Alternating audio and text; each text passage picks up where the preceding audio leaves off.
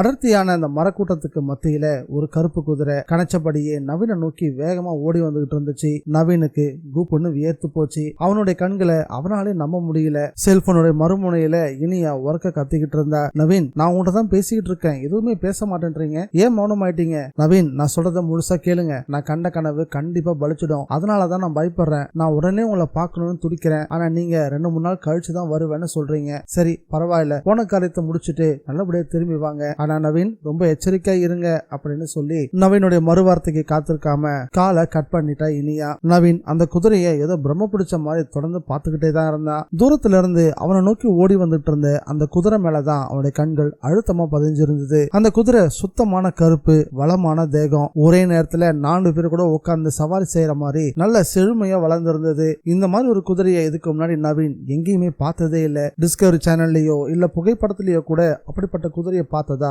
அவனுக்கு ஞாபகமே இல்ல. கொஞ்ச நேரத்துக்கு முன்னாடி இனியா சொன்ன வார்த்தைகள் மட்டும் அவனுடைய காதுல மறுபடியும் எதிரொலிச்சுக்கிட்டே இருந்துச்சு. உங்களை ஒரு குதிரை, அதுவும் முழுக்க முழுக்க கருப்பு குதிரை, உங்களை பயங்கரமா துரத்துச்சு. சுத்திலும் அடர்த்தியான மரக்கூட்டம், நீங்க தலைதெறிக்க ஓடுறீங்க, கடைசியில ஒரு பெரிய பள்ளத்துல போய் விழுந்துட்டீங்க. தூக்கத்துல இருந்து அலறி துடிச்சு எழுந்தேன், நினைச்சு பார்க்கவே பயமா இருக்கு, நான் கண்ட களவு பலிச்சிரும் அப்படின்னு இனியா சொன்ன வார்த்தைகள் முழுக்க நவீனோட காதுகள்ல எதிரொலிச்சுக்கிட்டே இருந்துச்சு. நவீனுக்கு முதுகு தண்டு வளமே சில்லிட்டு போச்சு. இனியா போன்ல இந்த விஷயத்த நம்ம கிட்ட சொல்லிட்டு இருக்கும் போதே அவ சொன்னது அப்படியே நடக்குது. அதே கருப்பு குதிரை, அதே மரக்கூட்டம், அதே நான், இது எப்படி சாத்தியம்? கனவு பலிக்குமா? அதுவும் சொல்லி வாய் முட்டுறதுக்குள்ள பலிக்குமா அப்படின்னு நவீனுக்கு புரியாத புதிரா இருந்துச்சு. இது நாள் வரைக்கும் இப்படி ஒரு அனுபவம் அவனுக்கு கிடைச்சதே இல்ல. இனியா தாங்கிட்ட போன்ல பேசிட்டு இருக்கும் போதே, நீ கண்ட கனவு பலிச்சிருச்சு, என்ன நோக்கி ஒரு கருப்பு குதிரை ஓடி வந்துட்டு இருக்கு இனியா அப்படின்னு தான் சொல்லலான்னு பார்த்தான். ஆனா இத சொன்னா எங்க பயந்துருவாளோன்னு பயந்துகிட்டு எதுவுமே சொல்லாம தான் இனியா பேசிட்டு இருக்கும் போது மௌனமா இருந்தான். ஓடி வந்துட்டு இருக்க குதிரை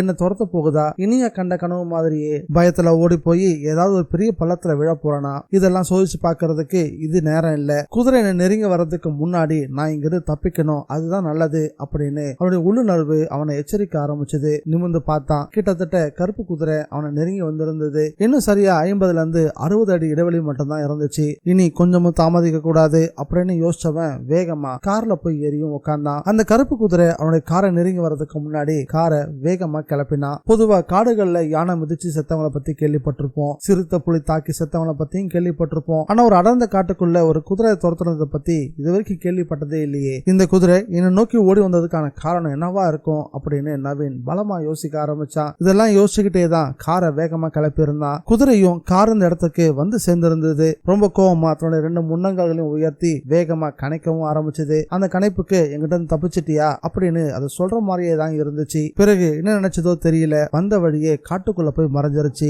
இது எல்லாத்தையுமே நவீன் தன்னுடைய ரிவர்வியூ மிரர்ல பாத்துக்கிட்டே தான் காரோட வேகத்தை அதிகப்படுத்திக்கிட்டே இருந்தான். குதிரை அங்கிருந்து ஓடி மறைஞ்சதும் நவீனுக்கு கொஞ்சம் நிம்மதி பெருமூச்சு வந்துச்சு. இனிய கண்ட கனவு பலிச்சிருச்சு, அதுவும் இவ்வளவு சீக்கிரத்துல, இது எப்படி சாத்தியம்? இது யதார்த்தமா நடந்திருக்குமா, இல்ல இனிய கண்ட கனவோட ஏதாவது சம்பந்தம் இருக்குமா? அவனுக்குள்ள குழப்பம் மேலும் மேலும் அதிகரிக்க ஆரம்பிச்சது. அந்த குழப்பத்தோடையே காரோட வேகத்தை இன்னும் பலமா கூட்டினா. அடுத்த மைல்கல்லும் வந்துருச்சு. கொடுவாள்புரம் அரண்மனை 7 கிலோமீட்டர் அப்படின்ற மைல்கல்ல கடக்க ஆரம்பிச்சான். முதல்ல அந்த கொடுவாள்புரம் அரண்மனைக்கு போய் 2 நாட்களோ இல்ல 3 நாட்களோ தங்கியிருந்து எவ்வளவு சீக்கிரம் முடியுமோ அவ்வளவு சீக்கிரம் தேவையான ஓவியங்கள் எல்லாத்தையும் வரையணும். இனி இந்த மாதிரி இடங்களுக்கு தனியா வரவே கூடாது. கல்யாணம் முடிஞ்ச பிறகு இனியாவையும் கூட்டிட்டு வரலாம் அப்படின்னு யோசிச்சுக்கிட்டே தான் காரை ஓட்டிக்கிட்டு இருந்தான் நவீன். காரோட வேகத்தை எவ்வளவு அழுத்தினான்னு அவன் கொஞ்சம் கூட கவனிக்கவே இல்லை. அதுக்குள்ள அடுத்த மைல்கல்லும் வந்துருச்சு. கொடுவாள்புரம் அரண்மனை 3 கிலோமீட்டர் அப்படின்ற மைல்கல்லையும் கடந்து போக ஆரம்பிச்சான். அந்த மைல்கல்லை தாண்டி சரியா 200 மீட்டர் கடந்து போனதும் இன்னொரு அறிவிப்பு பலகையும் பார்த்தான். அந்த பலகை உதிர்ந்து போய் அரைகுறை எழுத்துக்களோட காணப்பட்டுச்சு. அந்த அறிவிப்பு பலகையை கவனிச்சதும் காரோட வேகத்தை குறைச்சி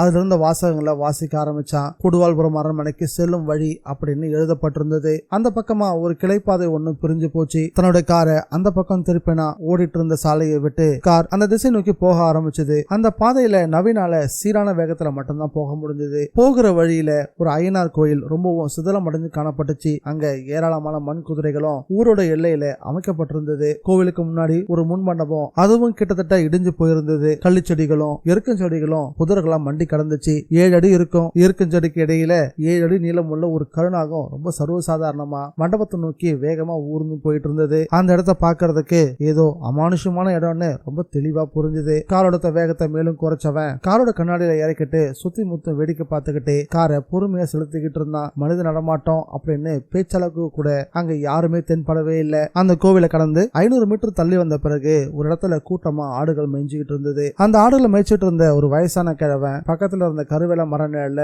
படுத்து கிடந்தான். அந்த கிழவன் படுத்து கிடந்த இடத்துக்கு கொஞ்சம் தள்ளி வரிசையா வீடுகள் இருந்துச்சு. எல்லா வீடுகளுமே இடிஞ்சு போய் சிதலம் அடைஞ்சு காணப்பட்டுச்சு. மேற்கூரைகள் எல்லாம் உடைஞ்சி தூங்கி போன வீடுகள், சில வீடுகள் தரைமட்டமாக இருந்தது. கரையான்கள் அரிச்ச கதவுகள், பாம்பு புற்று உருவாகி கிடக்கும் மனிதர்கள் இல்லாத காலை வீடுகள் அப்படின்னு விதவிதமா சிதலம் அடைஞ்ச வீடுகள் காணப்பட்டுக்கிட்டே இருந்தது. பேருக்கு கூட வெளிச்சம் அப்படின்னு எந்த வீட்லயுமே தென்படவே இல்லை. அந்த இடத்த பார்க்கும் போதே ஒரு காலத்துல ஏராளமான வீடுகள், ஆயிரக்கணக்கான மனிதர்கள் அப்படின்னு இந்த கொடுவாள்புரமே ரொம்பவும் செழிப்பா இருந்துச்சு. ஆனா யார்கிட்ட சாபமோ தெரியல. அடிக்கடி துர்மரணங்கள் நிகழ்ந்தது. திடீர்னு பச்சை மரங்களை தீப்பிடிச்சு எரிஞ்சது. கொடுவாள்புரம் அரண்மனைக்குள்ள பகல்லையும் சரி இரவுலையும் சரி திடீர்னு கேட்கிற அழுகை சப்தமும் வித்தியாசமான சிரிப்பொலியும் மக்கள் மத்தியில ஒரு பெரும் பயத்தை உருவாக்க ஆரம்பிச்சது. உயிருக்கு பயந்து மக்கள் அங்கிருந்து ஒவ்வொருத்தர கிளம்ப ஆரம்பிச்சாங்க. இங்க இருந்த ஜனங்கள் எல்லாருமே வேறு இடத்துக்கு இடம்பெயர்ந்தும் போயிட்டாங்க. ராஜாக்கள் காலத்திலையும் ஜமீன்தார்கள் காலத்திலையும் சிறப்பா விளங்கிய இந்த கொடுவாள்புரம் இன்னைக்கு ஆள் ஆரவாரமே இல்லாம ரொம்பவும் மோசமான நிலைமையில இருந்துச்சு.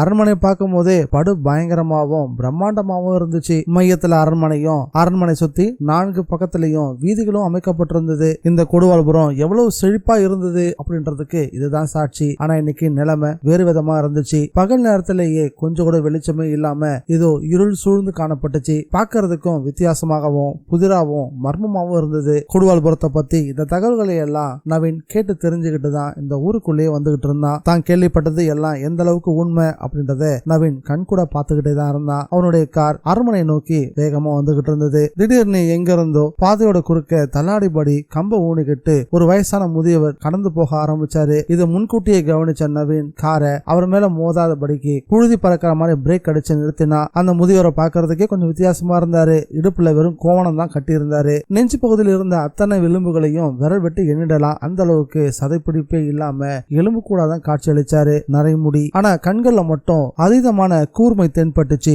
தாடியும் மீசையும் நரைச்சு போய் பார்க்கறதுக்கே அவரு ரொம்ப வினோதமா இருந்தாரு. நவீனுக்கு ஒருவேளை ஒரு சித்தரா இருப்பாரோ அப்படின்ற சந்தேகமும் வர செஞ்சது. காரை சடன் பிரேக் போட்டு நிறுத்தந்தால ஏற்பட்ட சத்தத்தை அந்த பெரியவர் கவனிச்சுட்டு நவீனுடைய காரை அந்த பெரியவர் வினோதமா பார்த்தாரு. அவருடைய முகத்துல பல சந்தேக கேள்விகள். இதை கவனிச்ச நவீன் காரை விட்டு இறங்கி அவர் கிட்ட போய், ஐயா கொடுவாள்புரம்ன்றது இதுதானே அப்படின்னு கேட்கவும், இதேதான் அப்படின்ற மாதிரி தலையை மட்டும் ஆட்டினாரு. ஐயா இந்த ஊர்ல சாப்பிடறதுக்கு ஏதாவது கிடைக்குமா அப்படின்னு அந்த பெரியவர்கிட்ட கேட்கவும், தம்பி இது மனுஷங்களே இல்லாத ஊரு, இங்க சுடுகாடு மட்டும்தான் இருக்கு அப்படின்னு சொல்லி பெருமூச்சு விட்டாரு. அவரை பார்க்கறதுக்கு வயசானவரா தெரிஞ்சாரும் அவர்கிட்ட வந்த வார்த்தைகள் எல்லாமே ரொம்ப தெளிவா இருந்துச்சு. மனுஷங்களே இல்லாத ஊர்ல நீங்க மட்டும் இருக்கீங்களே அப்படின்னு நவீன் குறுக்கு கேள்வி கேட்கவும், தம்பி நியாயமான கேள்விதான். அவன் இந்த ஊர்ல இருக்கிறதுக்கு பயந்துகிட்டு பொழப்ப தேடி புள்ளக்குட்டியை கூட்டிக்கிட்டு வேற ஊருக்கு போயிட்டானுங்க. நடக்க முடியாத உழைக்க முடியாத என்ன மாதிரியான பெரியவங்களை சாவட்டோன்னு இங்கே விட்டுட்டும் போயிட்டானுங்க. நாங்களும் கூட்டிட்டு போக எந்த நாதையும் இல்லாம இருக்கிறதையும் கிடைக்கிறதையும் ஆக்கி தின்னுகிட்டு கிணத்து தண்ணியை குடிச்சுக்கிட்டு நாட்களை எண்ணிக்கிட்டு இருக்கோம். உசுறு போற நிலைமை வந்துச்சுன்னா நானே போய் சுடுகாட்டுல சின்னதா குழி தோண்டி படுத்துக்க வேண்டியதுதான். ஆமா இவ்வளவு கேக்குறியே, நீ யாருப்பா, நீ எதுக்காக இந்த ஊருக்கு வந்திருக்க அப்படின்னு அந்த வயசான பெரியவர் நவீன் கிட்ட கேட்கவும், நவீன் ஐயா என் பேரு நவீன், என் சொந்த ஊரு தஞ்சாவூர், இங்க இருக்கிற அரண்மனையை பார்க்க வந்திருக்கேன். அரண்மனையை பார்க்க வந்திருக்கிறியா? தம்பி அரண்மனை போய் பார்த்து என்ன ஆக போகுது, முதல்ல வந்த வழியை பார்த்து திரும்பி போ. ஐயா அரண்மனையை பார்த்து அங்க இருக்கக்கூடிய சிற்பங்களை ஓவியமா வரைய வந்திருக்கேன் அப்படின்னு நவீன் சொன்னதும், உனக்கு உசுறு முக்கியம் இல்லையா அப்படின்னு அந்த பெரியவர் சுருக்குன்னு கேட்டுட்டாரு. ஐயா என்ன சொல்றீங்க அப்படின்னு திடுக்கிட்டு போயிட்டான் நவீன். திரும்பி போயிடு, நீ அங்க போக வேணாம், அரண்மனையில இப்ப யாருமே இல்ல. கடைசியா வந்த ஜமீன்தாரோட வம்சம் கூட அரண்மனையை காலி பண்ணிட்டு போயிட்டாங்க. அரண்மனைக்குள்ள இருந்த விலை உயர்ந்த பொருட்கள் எல்லாத்தையும் அள்ளிக்கிட்டு குழந்தை குட்டிங்களோட தூரதேசத்துக்கு போயிட்டதா பேசிக்கிறாங்க. அரண்மனையும் சிதைஞ்சு போயிருச்சு. செடி கொடிகள்லாம் மண்டி கிடக்கு, கோரமா நிக்குது. பேயும் பிசாசும் அரண்மனைக்குள்ள உலாவறதா ஒரு பேச்சும் இருக்கு. ஜமீன்தாரோட கடைசி வாரிசு நியமனம் பண்ண ஒரு வேலைக்காரி மூர்த்தி மட்டும் அங்க தங்கியிருந்தா. அவளும் வயசானவதான். இப்போ உசுரோட இருக்காளா இல்லையான்னு கூட எனக்கு தெரியாது. ஏன்னா அந்த பக்கம் போய் பல வருஷம் ஆச்சு. நீ அங்க போனா உன்னோட உசுருக்கு என்ன ஆகும்னு என்னால உத்தரவாதம் சொல்ல முடியாது. அதனால வந்த வழியா போயிடு அப்படின்னு முதியவர் படபடன்னு பேசிட்டு மூச்சு வாங்கவும் ஆரம்பிச்சாரு. அவருடைய வார்த்தைகள் நவீனுக்குள்ள ஒரு பெரிய அச்சுறுத்தலை உருவாக்கி உருவாக்க ஆரம்பிச்சது. நவீனுக்கு லேசா உதறலும் எடுக்க ஆரம்பிச்சிருச்சு. பேசாம திரும்பி போயிடலாமா அப்படின்னு தனக்கு தானே கேட்டுக்கவும் செஞ்சான். இவ்வளவு தூரம் கஷ்டப்பட்டு வந்து வெறுங்கையோட திரும்பி போனா நல்லாவா இருக்கும்? என்னோட ஓவிய கண்காட்சியில சிறப்பா இருக்க போற ஓவியங்களே இங்க நான் வரைய போற ஓவியங்கள் தான். அப்படி இருக்கும் போது இந்த வாய்ப்பை தவறவிடக்கூடாது அப்படின்னு மனசுக்குள்ளேயும் யோசிச்சான். உடனே திரும்பி போற எண்ணத்தை கைவிட்டுட்டு, ஐயா இவ்வளவு தூரம் எனக்கிட்ட வந்திருக்கேன், அதனால இந்த அரண்மனைக்கு பக்கத்துல போய் ஒரே ஒரு தடவை மட்டும் பார்த்துட்டு போயிடுறேனே அப்படின்னு அந்த பெரியவர்கிட்ட நவீன் சொல்லவும், சொல்றத சொல்லிட்டேன், அப்புறம் உன் இஷ்டம்பா, நான் பெத்த பிள்ளைங்களே என் பேச்சை கேட்காம என்னை விட்டுட்டு ஓடி போயிட்டாங்க, நீ யாரு பெத்த பிள்ளையோ நீ என் பேச்சை கேப்ப, போ தாராளமா போ, வாழ வேண்டிய வயசுல சாகணுன்றது உன் தலைவிதி, யாரால தடுக்க முடியும் அப்படின்னு வெறுப்பும் கோவமா வார்த்தைகளை கக்கிட்டு அந்த முதியவர் அங்கிருந்து நகர்ந்து போயிட்டாரு. நவீன் மறுபடியும் வந்து தன்னுடைய கார்ல ஏறி காரை கிளப்பினா. செடி கொடிகள் மண்டி கிடந்த அந்த அரண்மனைக்குள்ள கார் நுழைய ஆரம்பிச்சது. கருங்கலால் கட்டப்பட்ட உயரமான நுழைவாயிலுக்குள்ள நுழைஞ்சதுமே அந்த அரண்மனை எவ்வளவு பிரம்மாண்டம் எவ்வளவு பெருசுன்றதை நவீன் உணரவும் ஆரம்பிச்சான். காரை நிறுத்திட்டு காரை விட்டு கீழே இறங்கினதுமே அதிர்ந்து போயிட்டான். காரணம், அரண்மனைக்கு இடது பக்கமா செடி கொடிகள் மண்டி கிடந்த அந்த புதருக்கு பக்கத்துல அது நின்றுட்டு இருந்தது. அது வேற எதுவும் இல்ல, வர வழியில அவனை துரத்துச்சே அதே கருப்பு குதிரை. ஒரு நிமிஷம் நவீனுக்கு இதய துடிப்பை நின்னு போகிற மாதிரி இருந்துச்சு. வர வழியில காட்டுல பார்த்த அதே குதிரை நாம இங்க வந்து சேர்றதுக்கு முன்னாடி எப்படி வந்துச்சு? இது என்ன முரட்டு குதிரை, சரியான பொல்லாத குதிரையா இருக்கு. இனி அவளோட கனவுல வந்த அதே குதிரை என் கண்ணு முன்னாடி வந்துச்சு. என் கண்ணை விட்டு மறைஞ்சதுன்னு பார்த்தா மறுபடியும் என் கண்ணு முன்னாடி நிக்குது. இது உண்மையிலே குதிரை தானா, இல்ல இந்த குதிரைக்குள்ள ஏதாவது ஆவிகள் புகுந்திருக்கா அப்படின்ற பலமான சந்தேகம் நவீன்குள்ள வர ஆரம்பிச்சது. நவீனோட கார் அரண்மனைக்குள்ள வந்ததையோ நவீன் காரை விட்டு இறங்கினதையோ அந்த குதிரை கவனிச்ச மாதிரியே தெரியல. ஏன்னா குதிரையோட பின்பக்கம் தான் நவீனை நோக்கி இருந்தது. முகம் அவனுக்கு எதிர் திசையில இருந்துச்சு. நவீனுக்குள்ள மிகப்பெரிய அச்சம், ஒருவேளை அந்த குதிரை தன்னை திரும்பி பார்த்துட்டா தன்னை பார்த்ததும் துரத்த ஆரம்பிச்சிருமோ அப்படின்ற சந்தேகமும் அவனுக்குள்ள வர ஆரம்பிச்சது. பேசாம இங்க இருந்து சத்தம் போடாம கிளம்பிடலாமா, வந்த வரைக்கும் போதும், பார்த்த வரைக்கும் போதும், பயந்த வரைக்கும் போதும், ஓவியமும் வேணாம் ஒண்ணும் வேணான்னு ஊருக்கே போயிடலாமா அப்படின்ற எண்ணம் நவீனுக்குள்ள உதயமாக ஆரம்பிச்சது. நவீன் ஒரு விதமான குழப்பத்தோட அதே இடத்துல நின்றுட்டு இருந்தான். அவனால ஒரு அடி கூட முன்னாடி எடுத்து வைக்கவே முடியல. அந்த குதிரையவே வச்சக்கன் வாங்காம பாத்துக்கிட்டே இருந்தான். அப்பதான் அவனுக்கு ஒரு விஷயம் புரிய ஆரம்பிச்சது. இந்த குதிரை நம்ம வந்து நின்னதும் சத்தம் கேட்டு இருந்தா திரும்பி பார்த்திருக்கோம். ஆனா குதிரை திரும்பவே இல்லை. அதனுடைய வாழையோ பின்னங்கால்களையோ கூட லேசா அசைக்கவே இல்லை. உண்மையிலேயே இந்த குதிரை உயிரோட தான் இருக்கா, இல்ல ஏதாவது ஒரு மாய குதிரையா அப்படின்னு சந்தேகமா யோசிக்கவும் ஆரம்பிச்சான். அப்பதான் குதிரைக்கு நேர் எதிரில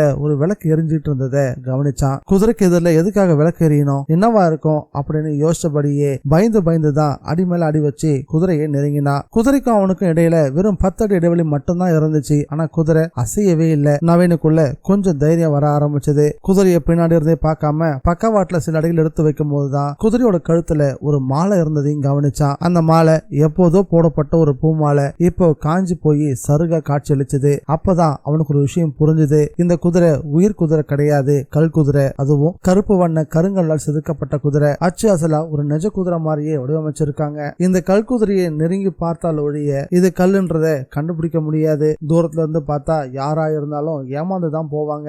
அந்த அளவுக்கு தத்ரூபமா குதிரையோட முகமும் வால் பகுதியும் வாய்ப்பகுதியும் கண்களும் வடிவமைக்கப்பட்டிருந்தது. அவருடைய கண்கள்ல ஒரு தெய்வீக தன்மை தெரிஞ்சது, ரசனையும் கூட. இந்த குதிரைக்கும் தன்னை துரத்தின அந்த கருப்பு குதிரைக்கும் இந்த அரண்மனைக்கும் ஏதாவது சம்பந்தம் இருக்குமா அப்படின்னு நவீனுக்குள்ள பலமான ஒரு சந்தேகமும் வர ஆரம்பிச்சது. எதுக்காக இந்த குதிரைய அரண்மனையோட இடது பக்கம் வச்சிருக்காங்க, இதுக்கு முன்னாடி எதுக்காக விளக்கு எரிஞ்சுக்கிட்டு இருக்கு அப்படின்ற பல சந்தேகங்கள் அவனுக்குள்ள வர ஆரம்பிச்சது. அதே நேரத்துல காத்த கிழிச்சுக்கிட்டு நவீன குறி வச்சு ஒரு கத்தி சர்ன்னு அவனை நோக்கி வேகமா வர ஆரம்பிச்சது.